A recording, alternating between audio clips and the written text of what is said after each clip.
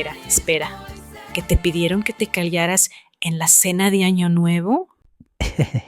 No que me callara, que cambiara de tema, que en Colombia viene a ser lo mismo, pero con más azúcar. ¿Y esto fue delante de toda la familia? Delante de toda la familia después de 3 horas de sancocho y con 2 primos que llevaban rato discutiendo de política. Y yo, con mi título de psicólogo muy bien enmarcado en la pared de mi sala, decidí que era el momento perfecto para intervenir. Ay, no. Les expliqué el concepto de falso dilema, que es cuando alguien te plantea una situación como si solo existieran 2 opciones, cuando en realidad hay muchas más. Pensé que iba a ayudar. Y Los dos se giraron hacia mí al mismo tiempo, con la misma cara, y me di cuenta de que les había dicho sin creerlo que los dos estaban equivocados. claro, porque estás atacando la posición de los dos simultáneamente. Y ahí entendí algo que ya sabía en teoría, pero nunca había sentido en el cuerpo. Cuando alguien defiende una posición política, no está solo defendiendo una idea, está defendiendo una parte de quién es. El cerebro procesa ese tipo de desacuerdo como una amenaza real, activa las mismas zonas que cuando sentimos miedo o peligro físico. O sea que no es que la gente sea irracional cuando se pone así. Es que biológicamente están en modo defensa y tú no convences a alguien que está en modo defensa con argumentos mejores. Lo único que funciona es primero bajar la guardia. Lo explicaría por qué siempre acaban hablando de política y terminan discutiendo quién dejó la estufa encendida en el 2017. Exactamente.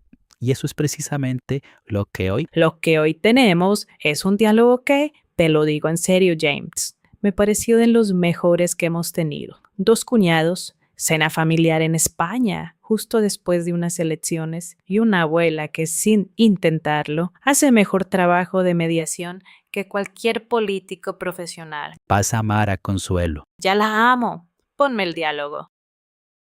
Venga, lo que digo es que la economía no puede estar bien cuando yo veo lo que pago a fin de mes y lo que me queda. Eso no es ideología, Marcos, es aritmética. Hombre, entiendo lo que dices, pero la economía no se puede medir solo por el bolsillo de una persona en un momento dado. Hay indicadores. Ah, los indicadores, muy bien. Y los indicadores comen. ¿Queréis más croquetas? Sí, Consuelo, gracias. Para mí también, por favor. Mira, no me malinterpretes. No te estoy diciendo que todos estén bien. Hay cosas que se han gestionado mal, lo reconozco, pero si solo miramos lo que va mal y no reconocemos nada de lo que ha mejorado, tampoco estamos siendo honestos. Ay, a ver, Marcos, yo no digo que no haya habido cosas buenas. Lo que digo es que las prioridades están equivocadas. Y que hay gente que paga los platos rotos de decisiones que no tomó. Oye, ¿puedo preguntarte algo? Depende. ¿Qué es lo que más te preocupa? De verdad, no del partido, no la ideología. A ti, personalmente. Que mis hijos no pueden comprarse un piso. Que mi hijo mayor lleva 2 años buscando trabajo de lo suyo y nada. Y que cuando hablo de eso, me dicen que soy muy conservador, como si eso fuera un insulto. Eso lo entiendo perfectamente. Y desde mi punto de vista, ese es exactamente el problema que yo también quiero resolver. El cómo ahí diferimos, pero el qué, que la gente joven tenga futuro aquí, eso lo compartimos. Bueno, dicho esto, no me negarás que ciertas políticas de vivienda han sido un desastre absoluto. No te lo niego. Hay que reconocer que en ese tema específico se ha fallado y mucho, pero ¿Sabéis qué? Cuando vuestro padre y yo nos casamos, estábamos en plena transición. Todo el mundo tenía razón y nadie escuchaba a nadie. Y aquí seguimos, 43 años después. Comed que se enfría. Consuelo, tú siempre. Y mañana seguís, que la noche es larga. tu suegra tiene más mano izquierda que todos los políticos de este país juntos. No se lo digas a ella, que se lo cree. Oye, Marcos, aunque no nos pongamos de acuerdo en todo, Tampoco hace falta pelearse. no hace falta. Bien, ¿por dónde empezamos? Consuelo, Empecemos por Consuelo. Que técnicamente no dice nada político en ningún momento. Y sin embargo, es la que salva la noche. Comed que se enfría. ¿Cómo funciona eso? ¿Qué hace esa frase exactamente? Lo que hace se llama interrupción de patrón. Cuando dos personas están en modo conflicto, están siguiendo un guión automático. Ataque, defensa, contraataque. Y cuando algo completamente externo interrumpe ese ciclo, el cerebro tiene que pausar y reorientarse. Consuelo no da un discurso sobre la convivencia. Simplemente cambia el foco y eso resetea la conversación sin que nadie pierda la cara. Además, lo hace con comida, que es el territorio más neutral del universo conocido. Nadie puede estar completamente en contra de las croquetas. Eso es filosóficamente irrefutable. Pero lo que más me llama la atención fue el giro de Marcos, cuando deja de argumentar y le pregunta a Rodrigo, ¿qué es lo que más te preocupa? De verdad. Esa frase es técnicamente brillante y lo es porque hace una cosa que la mayoría de la gente no hace cuando discute. Deja de atacar posiciones y empieza a preguntar por intereses. Las posiciones chocan. Los intereses muchas veces se solapan. Rodrigo y Marcos tienen posiciones opuestas, pero resulta que quieren lo mismo para los jóvenes. Y fíjate que Marcos no lo celebra. No dice, ves, en el fondo somos iguales. Que eso habría irritado a Rodrigo. Sí, y eso es importante. Saber cuándo no rematar. Cuando Marcos dice, eso lo entiendo, y sigue, está validando sin condescender. Hay una diferencia enorme entre ya ves que tengo razón y simplemente dejar el punto ahí. Que en psicología, ¿cómo se llama eso? ¿Validación selectiva? Muy bien, reconoces un punto específico del otro sin abandonar tu posición. No es ceder, es escuchar con intención. Ahora las frases, porque hubo varias que quiero señalar. No me malinterpretes, que Marcos usa antes de decir algo que sabe que puede molestar. Esa es una frase de buena fe. No es una disculpa anticipada, es una señal.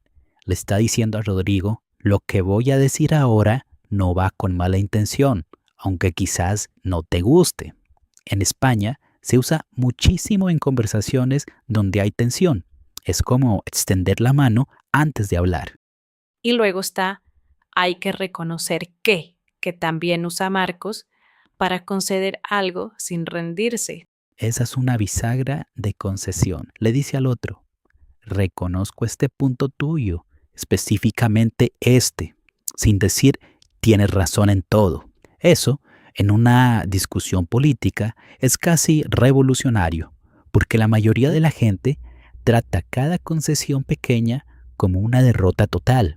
Y dicho esto, que la usa Rodrigo justo después de que Marcos le da la razón. Dicho esto, es otra bisagra.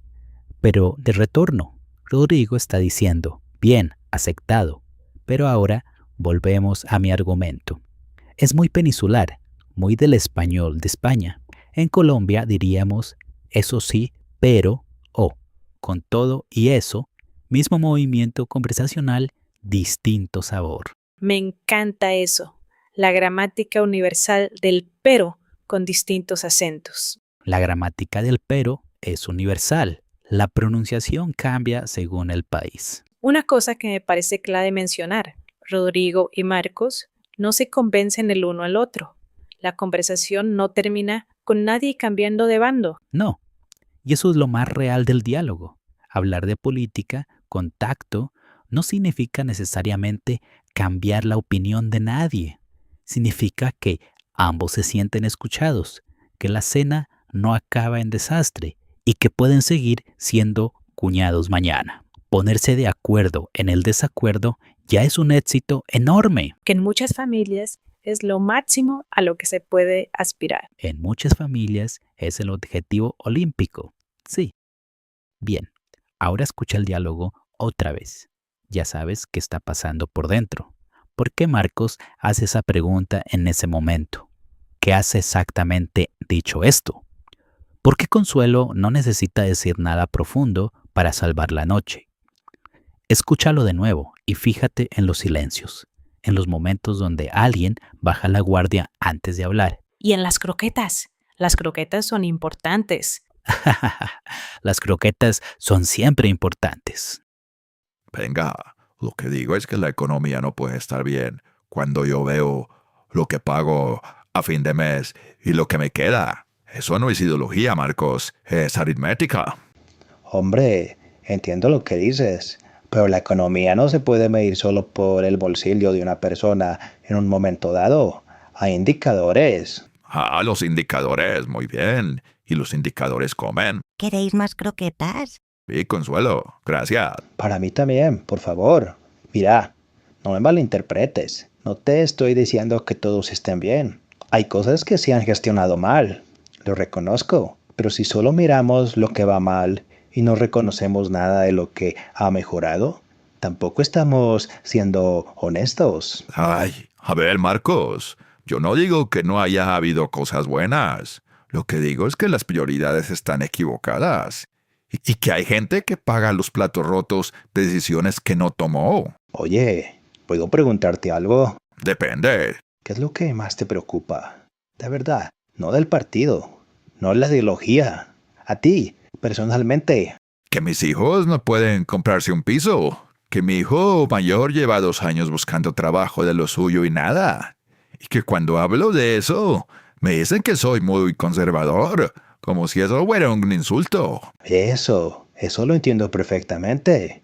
Y desde mi punto de vista, ese es exactamente el problema que yo también quiero resolver. El cómo ahí diferimos, pero el qué, que la gente joven tenga futuro aquí, eso lo compartimos. Bueno, dicho esto, no me negarás que ciertas políticas de vivienda han sido un desastre absoluto. No te lo niego.